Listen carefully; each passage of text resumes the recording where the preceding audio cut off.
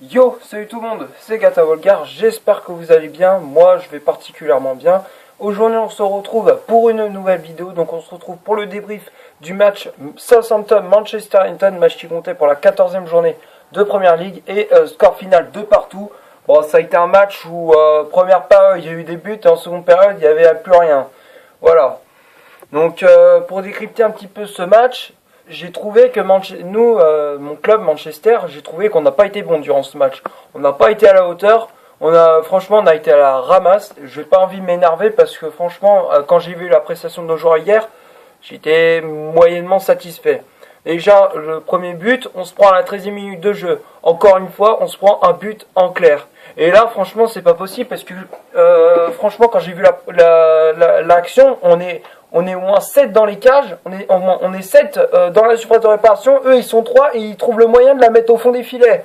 Comment ça se fait? Ça c'est encore une erreur de notre part. Deuxième but, après le but de Cédric, franchement il est beau, le coup franc, Derrea il ne peut rien faire, il est imparable. Ensuite on est mené 2-0, 33e minute de jeu, égalisation, réduction de l'écart je veux dire, de Romelu Lukaku à la 33e sur un service de Marcus Rashford. Et encore une fois Marcus Rashford qui est auteur de 2 passes décisive sur le but de Lukaku à la 33e et sur le but d'Ander Herrera à la 39e. Score final de partout. Bon, c'était un match à vite oublier. Franchement, pour moi, c'est un match où il faut à tout prix l'oublier. Et je voudrais pousser un petit coup de gueule quand même par rapport au mercato. Parce que là, franchement, quand j'ai vu la composition d'équipe, ce n'est pas possible. Parce que là, quand on fait ça en Ligue des Champions, mais on se fait darter, mais d'une belle manière, quand on se fait défoncer. J'ai vu la composition d'équipe, donc je vais la dire. C'était un 5-3-2 avec Derrea dans les buts, Luke Shaw latéral gauche, Matic, Jones et McTominay. Quand j'ai vu les défenseurs centraux, je me suis dit, mais il a pété les plombs là, c'est pas possible, il est vraiment en pénurie de défense. Et effectivement, oui, c'est la pénurie de défense, parce que là, quand j'ai vu la composition, quand j'ai vu Matic, défenseur central, aux côtés de Jones et de McTominay, mais j'ai dit, mais putain, mais il se passe quoi dans sa tête? Je comprends pas. Pourquoi il a pas recruté, dans ce cas-là, il aurait recruté un défenseur central. Certes, bon, même s'il est pas très bon, mais au moins, il faut un défenseur, quoi. Parce que là, franchement, foutre Matic en défense centrale, non mais il faut arrêter, quoi. C'est pas un défenseur central, c'est pas un mec comme Marquinhos, quoi. Faut arrêter. C'est pas non plus, c'est pas Marquinhos qui joue, quoi. Non, c'est vrai, quoi, il faut arrêter. Après, McTominay, c'était la deuxième fois qu'il fout McTominay en défense et il est à la ramasse comme d'hab. Et là, franchement, comme d'hab, il est à la ramasse, quoi. Là, franchement, j'étais pas satisfait. Après, le milieu, Pogba, Fellaini, Herrera. Fellaini en poste de sentinelle. Pogba et Herrera en milieu récupérateur. Et le duo d'attaque, c'était Rashford-Lukaku. Bon, Lukaku, il a marqué. Dieu merci. Et Rashford, il a été auteur de 2 passes décisives. Donc, ça, j'étais plutôt satisfait. Herrera, il a marqué aussi. Il s'est rattrapé de son match raté contre Manchester City. Et franchement, c'est important pour qu'il se reprenne le milieu espagnol. Après, il y a eu aussi les entrées de Diogo Dalot à la place de Luke Shaw, Lingard à la place de Lukaku et Martial à la place de Rashford. Bon, Dalot, bon, il n'a pas montré grand-chose, malheureusement. Bon, il s'est fait un petit peu bouffer sur son côté. Mais il est passé du côté droit. Ashley Young était latéral droit et du coup, Lucho, quand il est sorti, il a pris sa place à gauche. Et du coup, c'était Diogo Dalot à droite, quoi. Et Lingard, et du coup, le duo d'attaque après Rashford et Lukaku, c'était Lingard-Martial. Bon, ça n'a pas trop marché. On a eu des occasions, mais on n'a pas réussi à les mettre au fond. Mais par contre, ce qui m'énerve quand j'avais dit je vous poussais un petit coup de gueule, c'est parce que par rapport au mercato, quoi. Comme je l'avais dit au début de saison, je me suis dit le mercato, il n'est pas fini. Et effectivement, c'est ça. Le mercato n'est pas fini parce que je me suis dit, quand j'ai vu des milieux jouer en défense centrale, je me suis dit mais c'est n'importe quoi, quoi. C'est comme si tu foutais Pogba en latéral ailier gauche, quoi, ou en point d'attaque, c'est pareil. Non mais voilà, quoi, il faut arrêter. Non mais c'est vrai qu'il faut recruter à tout prix un défenseur. Alors certes, on a des défenseurs, mais le problème c'est qu'ils sont presque tous blessés. Bailey, là, il s'est blessé au dos. Lindelof, il est out pendant 3 semaines. Et t'as Chris Smalling, il a une douleur à la cheville. Donc c'est vrai que comment dire, là on est vraiment comment dire, à la ramasse, quoi. On n'a plus de défenseurs. Il nous reste que Phil Jones. Alors c'est compliqué quoi. Alors certes, on a aussi Marcos Rojo, mais il revient de blessure. Alors forcément, s'il se revient, il se pète encore une jambe. Alors, enfin, il se pète une jambe. Alors, j'ai pas envie qu'on soit à la pénurie de défense centrale, mais là, franchement, c'est là, on a plus de défense centrale quoi. On a plus de défenseurs. Mais alors, dans ce cas, si on a plus de défenseurs, pourquoi tu fais pas confiance aux petits jeunes? Par exemple, le petit Williams. Les petits jeunes quoi, fais lancer les petits jeunes quoi. Il y a des jeunes, ils sont bons dans le centre ils viennent du centre de formation, ils sont ils sont pas mauvais quoi. Bon après je dis pas que tout le monde est bon, mais voilà quoi. Même si c'est la pénurie, tu devrais prendre des petits jeunes quoi. Voilà. Après ça se trouve tu trouves ouais putain c'est le nouveau Thiago Silva, c'est le nouveau comment dire Rio Ferdinand. Bref. Voilà quoi, non mais il faut il faut peut-être lancer les petits jeunes, ça se trouve ils vont te montrer de quoi ils sont capables quoi. Voilà.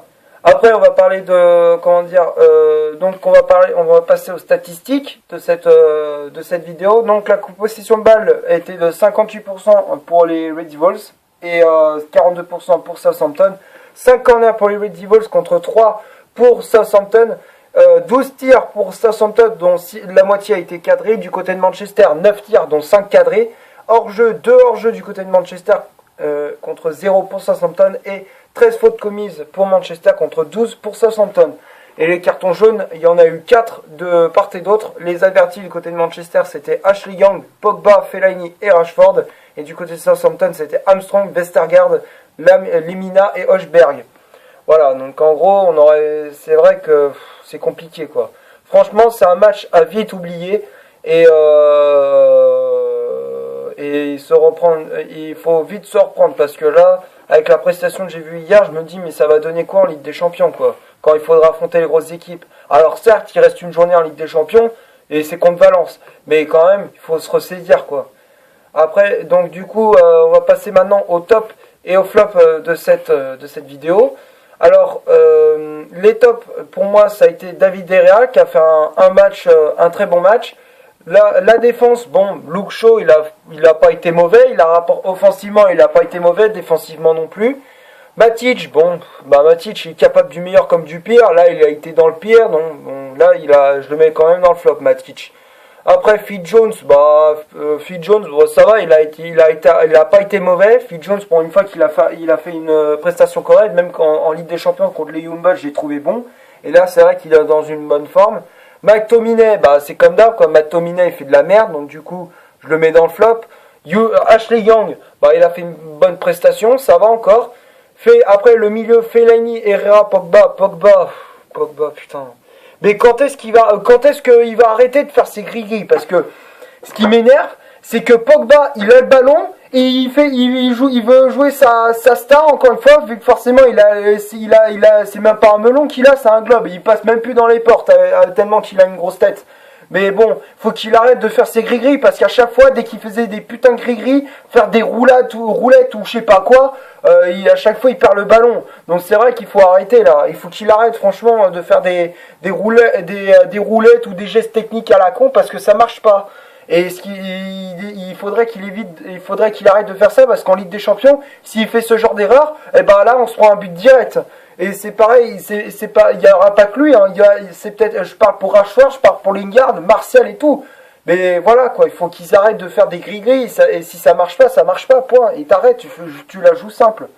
Après il y a Fellaini, il a fait un match plutôt correct. Pour revenir à Pogba, je le mets dans le flop. Herrera, il a marqué un but, il a été auteur d'un but, donc je le mets dans le top, il a été décisif. Et Lukaku, je le mets dans le top pour une fois, il a été buteur. Et mis à part qu'il a loupé l'occasion, alors ce qui m'énerve, c'est que Lukaku, dès le début du match, le gardien il fait une boulette, Rashford il fait une talonnade pour Lukaku, au lieu de le tirer direct, non, lui il préfère faire des crochets et l'éliminer. Mais tire dans ce stade, tire, putain, tu la mettrais au fond et on aurait gagné le match, on aurait eu 3-2 au score final. Alors, je comprends pas pourquoi il n'est pas tiré direct. On a des occasions en or, on réussit, on a des boulettes, c'est sous nos yeux, on les prend. Non, on n'en profite pas. Derrière, c'est sûr c'est sûr qu'après on vendange devant le but. Et Rashford, mais quand même, Lukaku, il a été buteur, c'est grâce à lui qu'il a relancé Manchester. Et Rashford, je le mets dans le top aussi parce c'est lui qui a été auteur de 2 passes décisives. Et pour les remplaçants, Dalot, bon, je ne l'ai pas trouvé transcendant, mais il n'a pas été mauvais non plus, donc je le mets dans le top. Lingard, pareil, dans le top. Et Martial aussi, bon, je pensais qu'il allait faire je pensais qu'il allait être décisif, mais bon, ça n'a pas été le cas, mais il a été quand même, il a pas été mauvais non plus. Voilà, donc c'est tout ce que j'avais à dire pour les tops et les flops. J'espère que la vidéo vous aura plu quand même. Si c'est le cas, vous laissez un énorme like. Tu cliques ici pour t'abonner pour rien rater de mes vidéos. Tu cliques ici pour voir une autre si tu le souhaites. Et moi je te dis à la prochaine pour le débrief du match Girondins-Bordeaux Paris Saint-Germain. Salut!